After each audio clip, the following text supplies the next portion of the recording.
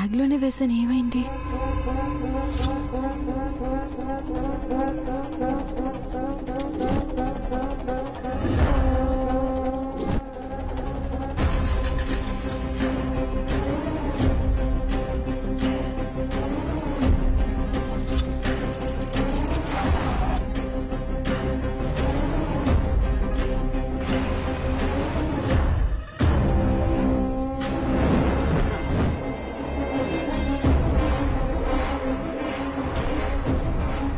ఇప్పుడేం చేయాలి? మొహానికి రంగు వేసుకోకుండా బయటికి ఎలా వెళ్ళాలి?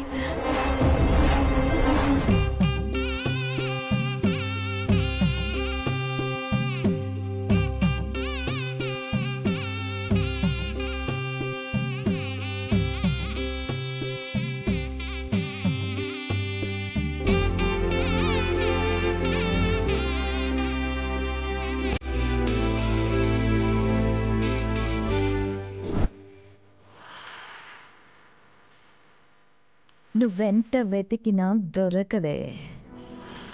ఎందుకంటే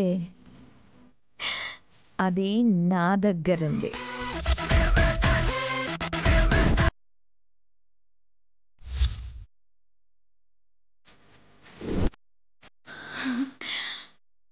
అసలు నీ మొహానికి రంగు ఎలా వేసుకుంటావో నేను చూస్తానే.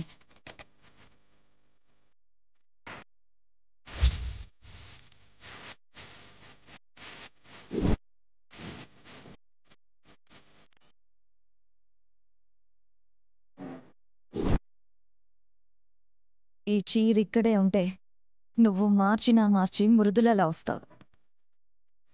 ఆ అవకాశం కూడా నేను నీకివ్వను. చెప్తా.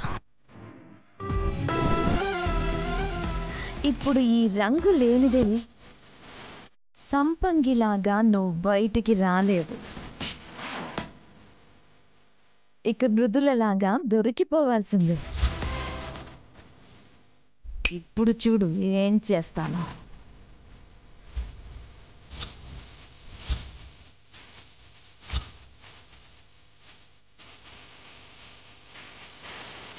ఏం చేస్తాను.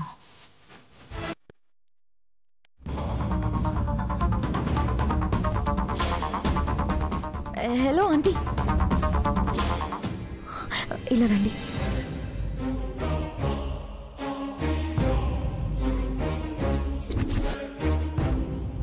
ఏంటమ్మా?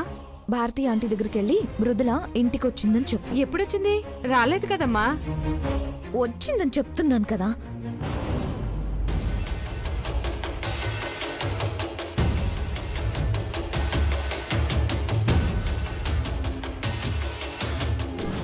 నేను చెప్పింది అర్థమైంది కదా? అలాగా, అయితే సరేనమ్మా, చెప్తాను. వెళ్ళు.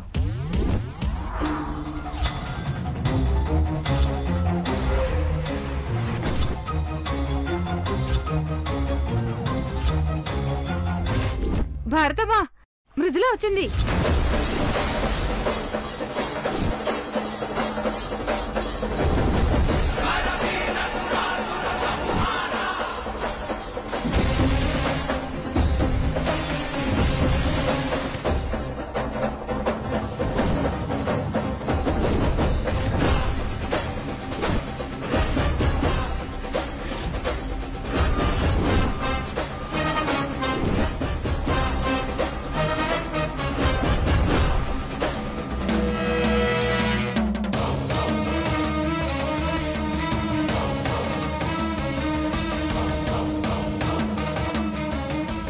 వచ్చిందా?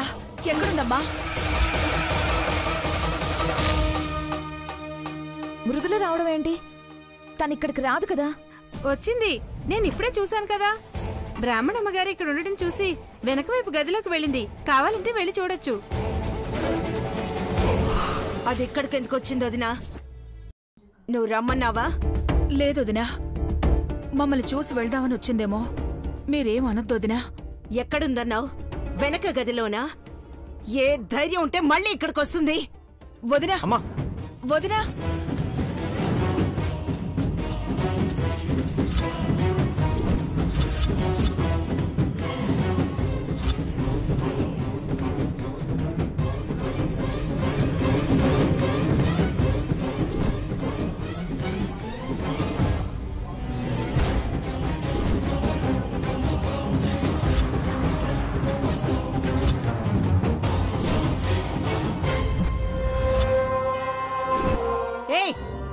చేయవే.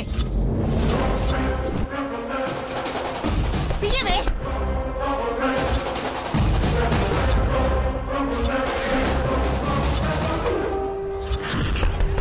ఏయ్, డోర్ ఓపెన్ చేయవే.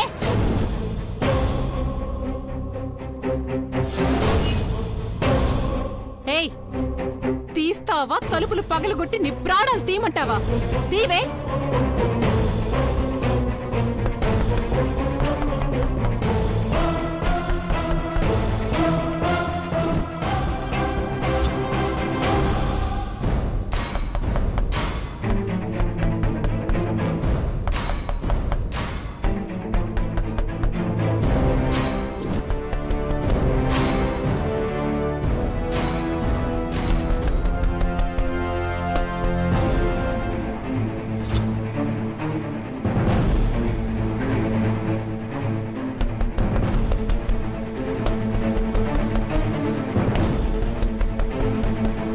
వదినా, నేను పిలుస్తాను వదినా. ఏమీ అనొద్దు వదినా. అమ్మా మృదులా, నువ్వెప్పుడొచ్చావమ్మా?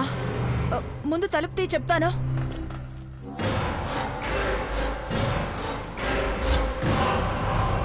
మృదులా,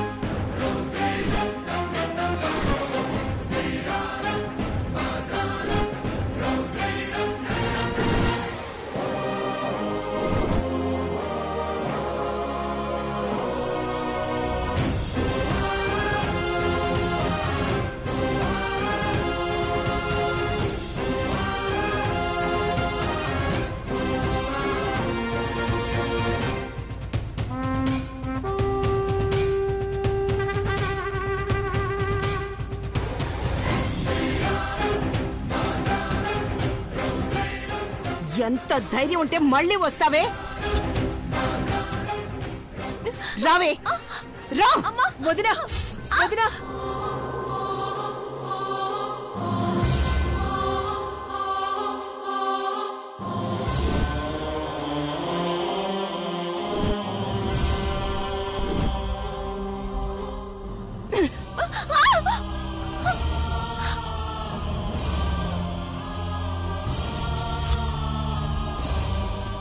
మృదులా, వదినా, దాన్ని వదిలే.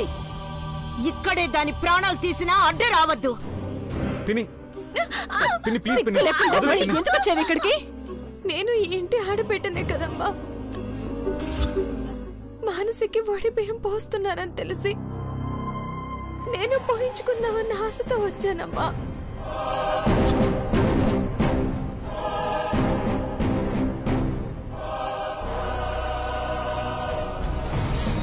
ఏం కవరింగ్ చేస్తున్నావే? ఏమన్నావే?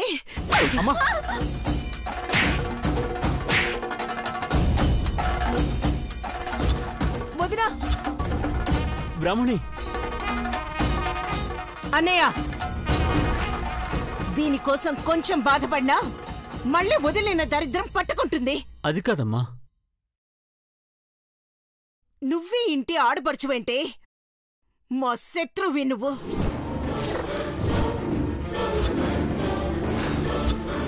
కోరి మరీ వడిబియ్యం పోస్తావని ఎలా అనుకున్నావు?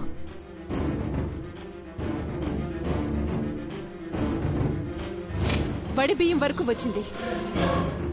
అసలు ముందు ఇంటికి ఎందుకు వచ్చిందో అడగక్క. విడాకుల నోటీసులు పంపించింది కదా, ఇంకా ఏం సంబంధం ఉందని వచ్చింది? సంబంధం ఉన్నా లేకున్నా వస్తూనే ఉంటదత్తా. మనం ఎప్పుడు సంతోషంలో ఉన్నట్టు తెలిస్తే వెంటనే వచ్చి మొత్తం నాశనం చేసిపోద్ది. మానసి, ప్లీజ్ మానసి, అలా మాట్లాడొద్దు. ఏంటి మృదుల ఇది? ఎందుకు ఇలా చేస్తున్నావు? అసలు బావతోనూ ఇంటితోనూ సంబంధం తెంచుకోవాలనే కదా డివోర్స్ నోటీస్ పంపించావు.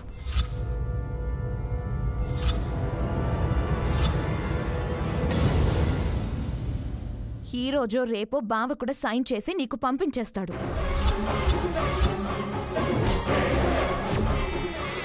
నెల రోజుల్లో విడాకులు, తర్వాత హ్యాపీగా ఎవరి పనులు వాళ్ళు చూసుకోవచ్చు కదా. మళ్ళీ ఇదేం పని మృదుల?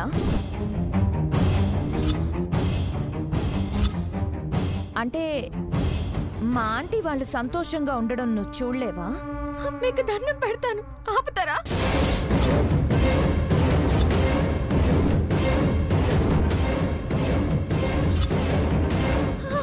ఎందుకు ఇష్టం వచ్చినట్టు ఊహించుకుని ఏదేదో మాట్లాడతారు?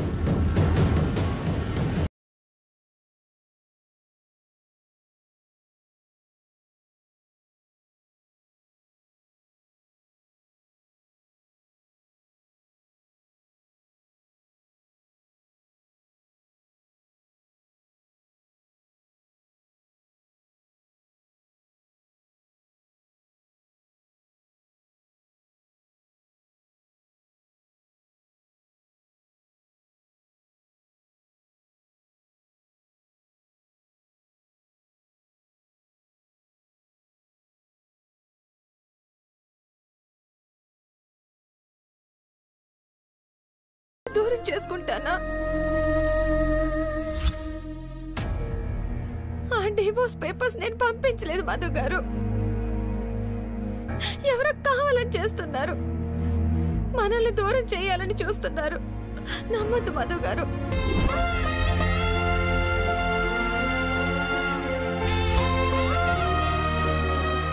నోర్ముయివే.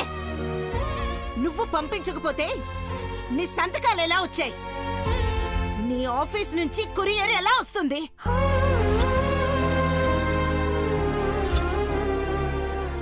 అయ్యో, అదెలా జరిగిందో నాకు తెలియట్లేదమ్మా. ఎవరో కావాలని చేస్తున్నారని చెప్తున్నాను కదా, అర్థం చేసుకోండి.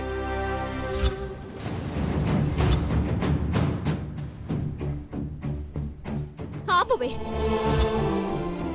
పోయేదానివి పోకుండా ఎందుకు ఈ నాటకాలు? సిగ్గులేదు? ఇప్పటిదాకా నీ ఇష్టానికి బావ జీవితంతో ఆడుకున్నావు, చాలేదా? ఇంకా పాగల్గాని చేద్దామని వచ్చినవా? అసలు ఎందుకే ఇంత పగ? నీకేం అన్యాయం చేసిండు మా బావ?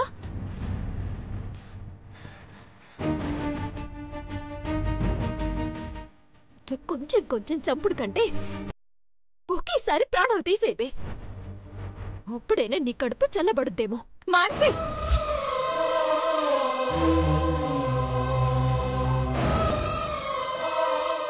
నా కర్మకాలి ఏదో ఒకటి జరగడం, దాన్ని అడ్డం పెట్టుకుని తల ఒక మాట అండం అందరికీ అలవాటైపోయింది.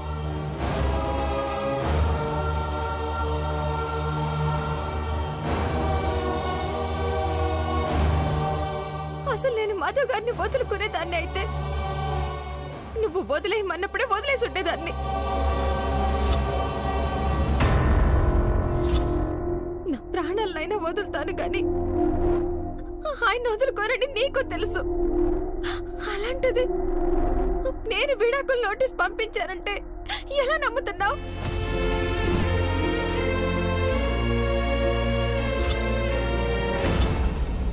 ఇదంతా ఎవరు కావాలని చేస్తున్నారు? వాళ్ళకి నేను చెప్తున్నాను,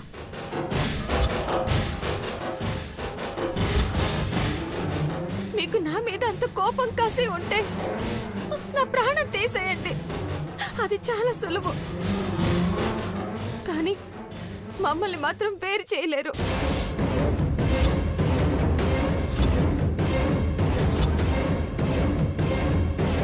మధు గారు ప్లీజ్, ఎవరు నమ్మినా నమ్మకపోయినా పర్వాలేదు, మీరు మాత్రం నమ్మండి ప్లీజ్.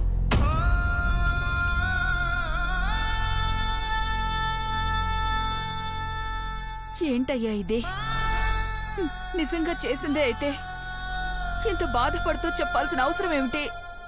దాని గురించి నాకు తెలుసయ్యా, అది అబద్ధాలు చెప్పదు. సరే అత్తయ్య, నమ్ముతాను.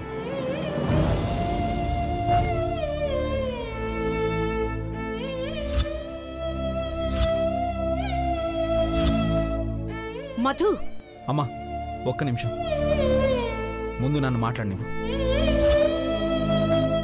నువ్వు విడాకులు పంపించలేదని నమ్ముతాను. అసలు ఆ నమ్మకంతోనే ఆ రోజు నీ ఆఫీస్కి వచ్చాను. నువ్వు నన్ను చూసావు, అయినా నువ్వు నన్ను ఎందుకు కలవలేదు చెప్పు. చెప్పు, అప్పుడు నమ్ముతాను నువ్వు పంపించలేదని. సూపర్ పాయింట్ అడిగావు బావా, ఇంకేం మాట్లాడుతుంది? చెప్పు మృదుల, బావ నీకోసమే వచ్చాడు కదా. నిజంగా నువ్వు బావతో కలిసి ఉండాలనుకుంటే ఎందుకు కనిపించలేదు? పోనీ బావకి కనిపించలేని పరిస్థితిలో ఏమైనా ఉన్నావా?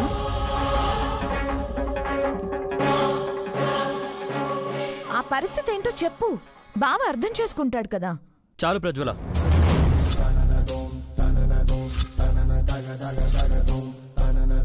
అందరూ కలిసి అన్ని రకాలుగా నిలదీసింది చాలు. కొన్ని పరిస్థితులు చెప్పేవయ్యుండు, అంత మాత్రాన తప్పు చేసినట్టు కాదు.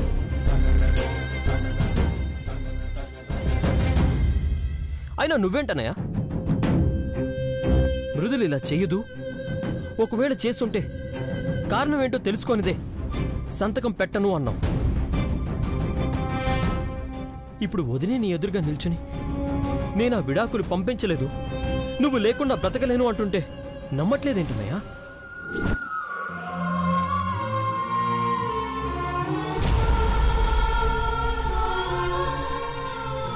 అంటే నీకు మనిషి మీదున్న నమ్మకం కంటే సాక్ష్యాలు అపోహల మీదున్న నమ్మకమే ఎక్కువ. ఇప్పుడు కూడా వదిన్ని మనం నమ్మకపోతే ఆ దేవుడు కూడా మనల్ని క్షమించడు.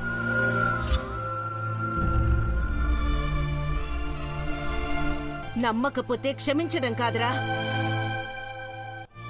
ఇప్పుడు దీన్ని నమ్మితే నాశనం అయిపోతావు.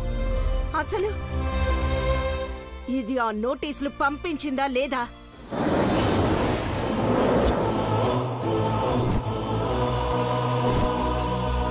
అవన్నీ నాకు అనవసరంరా. దీంతో నా కుటుంబానికి ఎలాంటి సంబంధం ఉండకూడదు.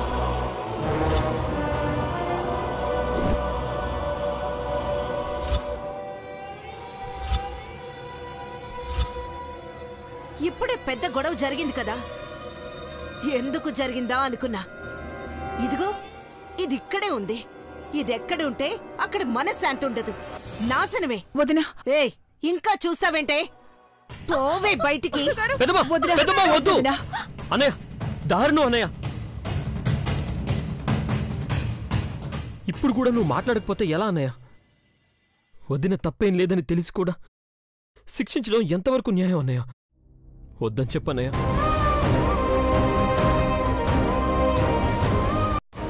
వాడొద్దని చెప్పేదేంట్రా? ఏయ్ పోవే.